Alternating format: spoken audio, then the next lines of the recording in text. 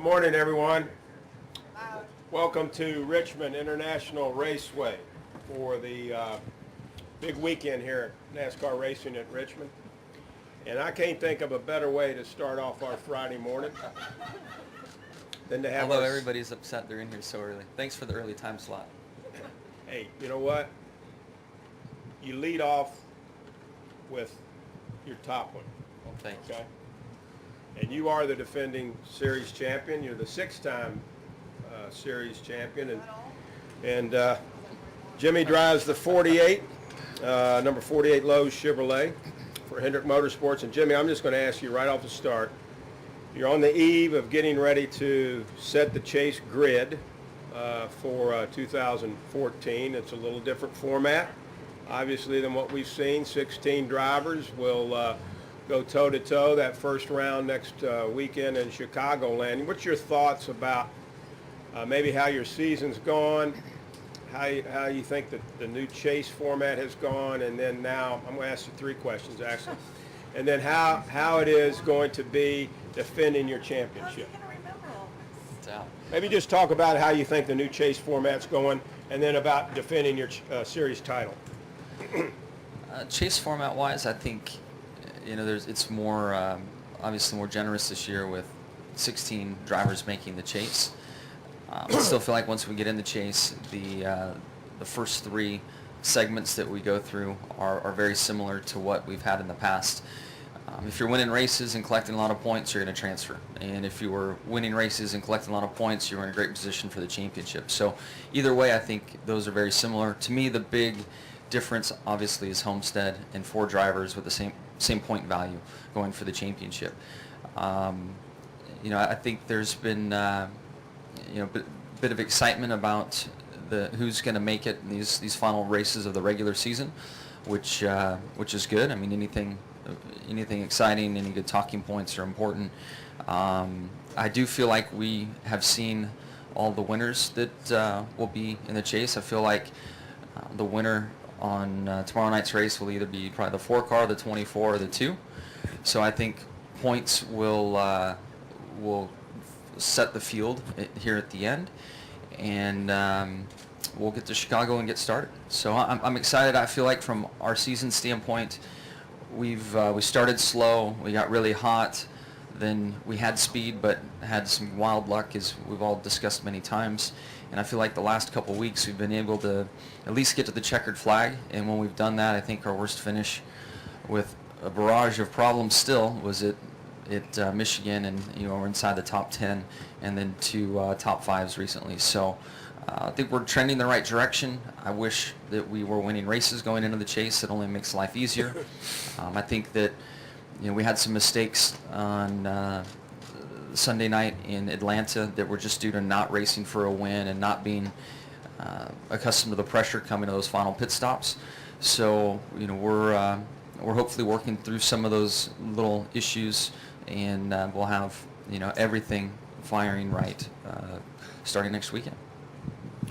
We'll take questions now. We've got Tom Jensen, Jenna Fryer, Kenny Bruce. We'll get to you. Tom Jensen, Jenna Fryer, Kenny Bruce. Please bring the wireless mic to them as quickly as we can.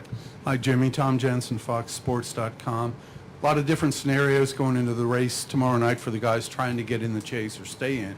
For you, there's not really many scenarios at all. You either leave ahead by 3, you're tied, or you're behind by 3. What does the race mean to you, and is this a race you can go into maybe a little bit more relaxed than some?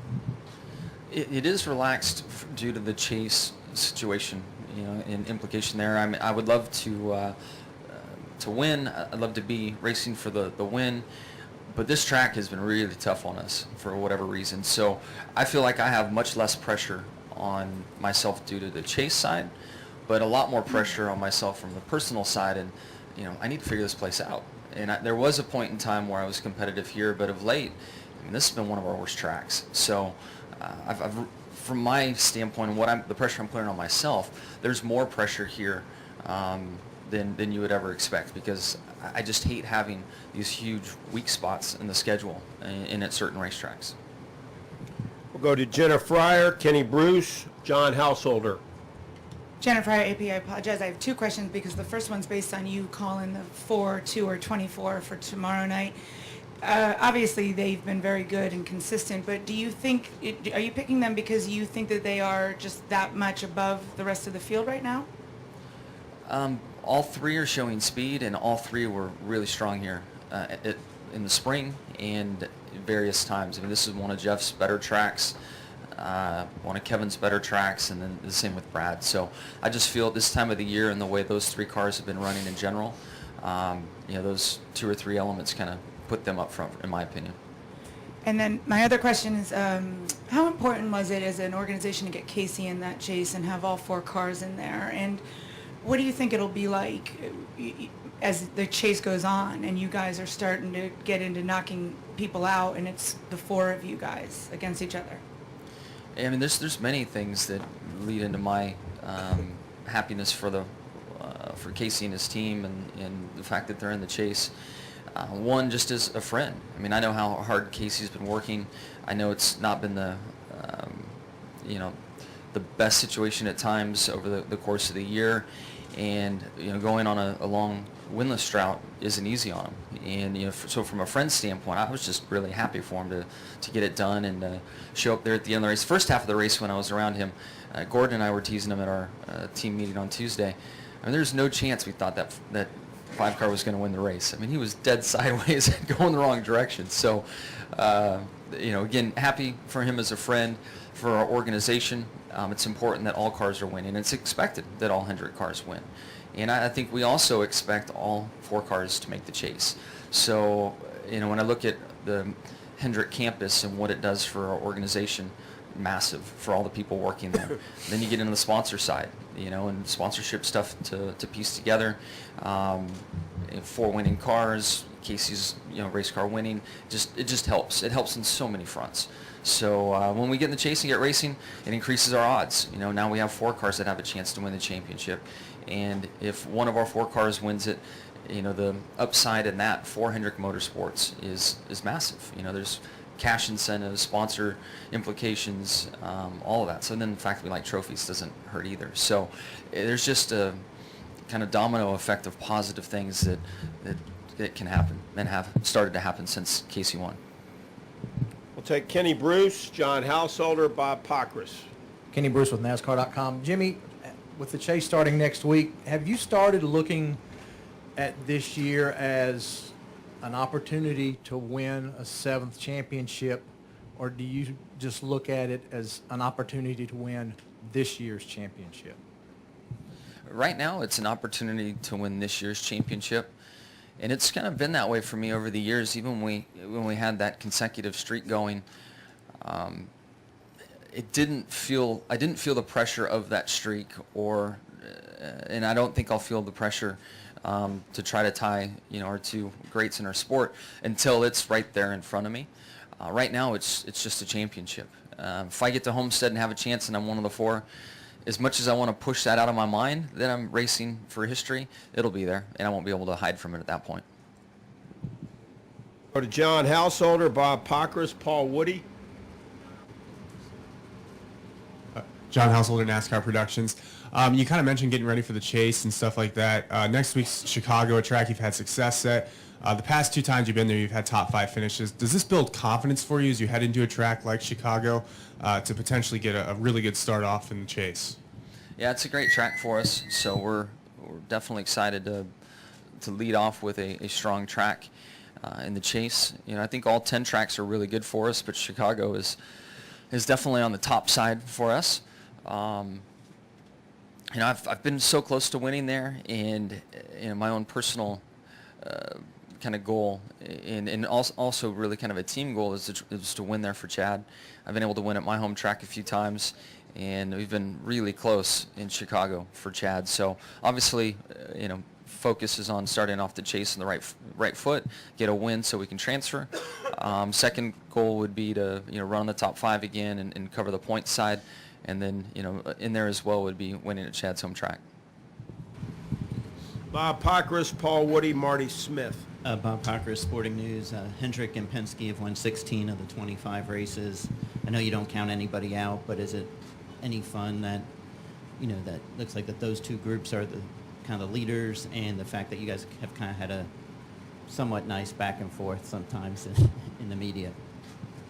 Yeah, competition's definitely there, and at times I think both sides have had a little fun poking at the other side. So I didn't realize that between the two organizations there were that many victories. So both companies are strong, and at different points of the season, I think it'd been easy to call it, call the Hendrick side a shoe-in for the championship. Then it flips over to Stewart Haas, which is / Hendrick, obviously, and then the Penske side. So I would really like it just to stay in the Hendrick family racing for the championship. But the Penske guys, and then I also see Matt's side. I know he's maybe not where he wants to be this year yet, but there's some speed coming out of that 20 car lately, and I think we've got to keep him in our sights as the chase starts and gets going.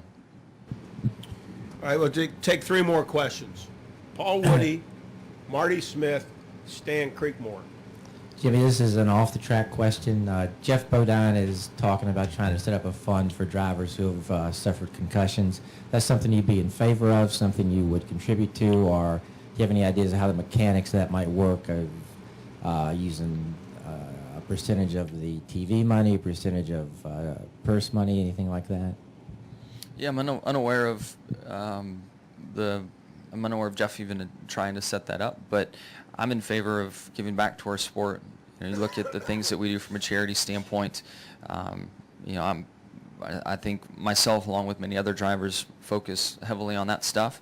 And if we could give back to our own community in really, a very small group of people that experience our sport like they do as the drivers do, I would help as well. But I'm not aware of it and not sure what the structure is like and where it's all going. But we need to take care of our own family in a sense, for sure.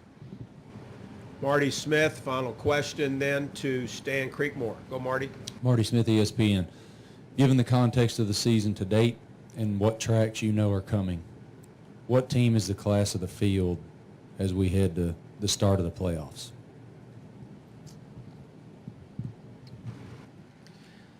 I still feel like the 4 has just raw speed everywhere we go. If it wasn't for bad luck that they've had, I think they could have 8 wins, maybe somewhere, maybe even north of 8 wins. So I still put the 4 as the lead guy right now. At times, I would say the 24 has been rolling and has had Mo on his side. Can also say the 2, fits in there. So I think those are kind of the 3 favorites in my mindset right now. And we'll just have to get in there and get racing and see how it goes. Final question, Stan Creekmore. Jimmy, Stan Creekmore. I asked this question of Matt yesterday, and he didn't seem the least bit surprised. Has your organization looked at the possibility that the individual who wins the championship could get there without winning a single race in the final 10 races? Yeah, the possibility's real. I mean, it can happen.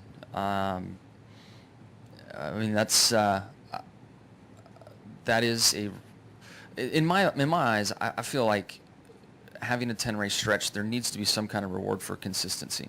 So, against the way the whole premise of the chase has been created and winning so important, I feel that it's good to have an opportunity to reward consistency. I mean, let's be honest. Everything about our sport is around consistency. It revolves around it. I mean, our races are marathons. We race however many times a year, and to have it not be represented in our championship to some level, I think would be wrong. So I know it wouldn't be a fan favorite if somebody went all the way through and won the championship and didn't win a race, but I mean, I think you have to have that in mind somewhere. So I'm not surprised that it could happen. Jimmy, thank you so much for joining us this morning, and good luck this weekend.